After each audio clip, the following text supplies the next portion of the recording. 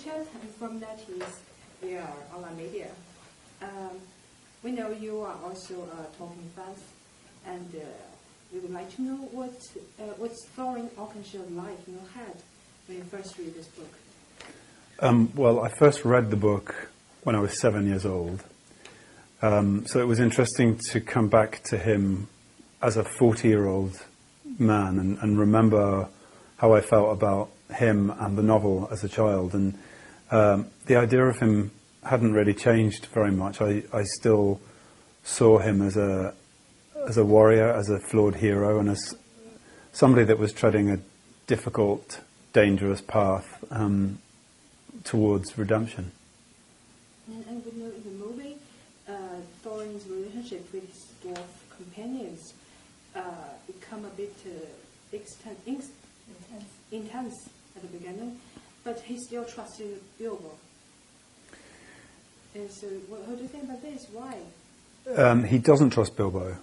Yeah, I mean, one of the most difficult parts of Thorin's career, if you would call it that, is that he could only rally 12 dwarves to go on a quest to reclaim a homeland. That's not very many people to go effectively to war.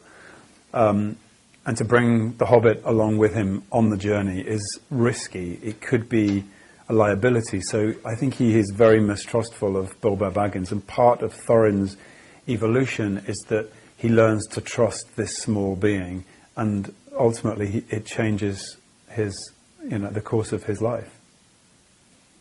So if not from Thorin's point of view, who do you think should be responsible for this war, almost between war elves, dwarves, and men?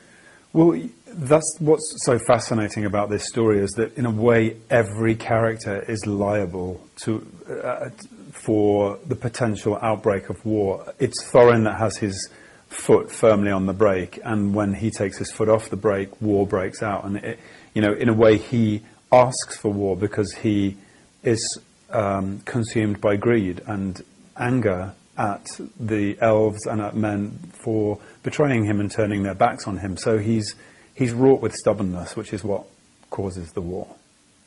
So if we assume there is another ending of this film, the Thorin Oakenshield become a king, so which kind of king do you think she will be? Well, I feel like, one of the interesting things that happens at the very end when Thorin is in his final exchange with Bilbo is the understanding of what he's done and what the point that he's come to. He does see the end of the Battle of the Five Armies. He does witness effectively the beginnings of a peaceful resolution with the enemy destroyed. So I suspect, or I would hope, that as a king he would be someone that had learned from his mistakes. So when the shootings end, how do you feel? Any sorrow or something? It's always difficult to leave a character that you've played for so long, and I'm still talking about him now, 4 years later, but he's been around in my head since I was 7 years old. So the character has longevity within me, but to say goodbye to these films is very difficult. How many times did you watch this movie? Of all the three, I've watched this one the most, and I've seen it 3 times. And I think I probably will see it again, but I'd like to see it on the big screen in 3D with the great sound system. It's a phenomenal kind of sensory, immersive theatrical experience, which is exactly what Peter Jackson is trying to achieve. So how do you think about your role?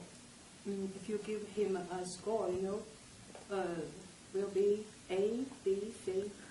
I'm sorry, could you repeat that? How do you score your role? Like A, B, C, D? A score? Yeah, like a comment on your role, like your score. Like 100 out of 100. Oh, I see. Do you mean what I achieved? I couldn't possibly score the character. I couldn't. Sorry.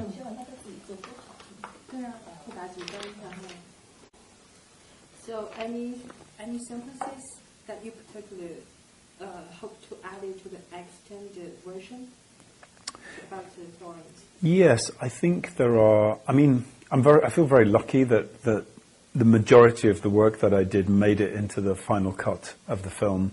There's very little that's missing.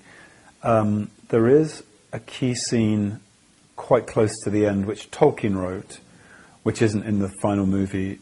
Without revealing too much, it's a significant scene, and it's a noble ceremony. So I'm looking forward to seeing that. Is there any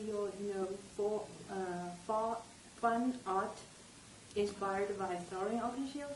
Yeah, lots of it, and it's incredible to see how Tolkien, how Peter, how Weta and Richard Taylor have inspired a whole, generation of artists to create and evolve the work. And I think it's, I'm really proud that people paint this character.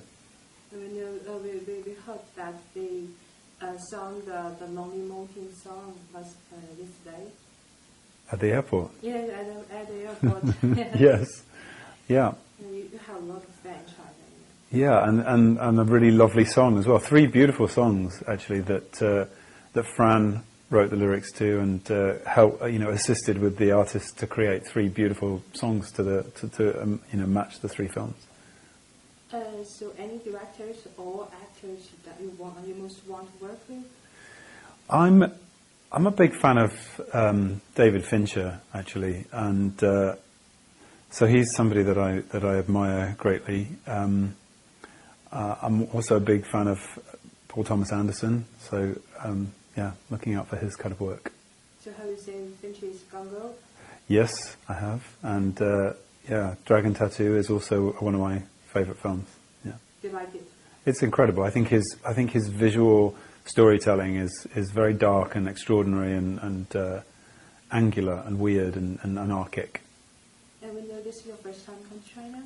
It is my very first time. Yeah, how do you feel? It's amazing. It's a very kind of vibrant, beautiful place. I really enjoyed my visit today to the park, and I'm hoping to eat some great food. And then you will go to the Great Wall?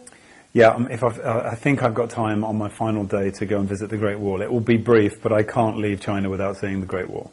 So, we said, 不到长城最好汉. If we never get to the Great Wall, you're not a really tough man.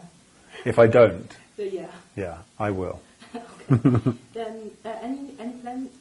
Okay. Any new plan next?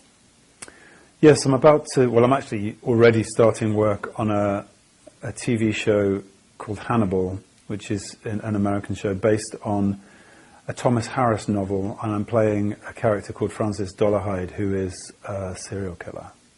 Okay, thank you. Thank you. Nice to meet you.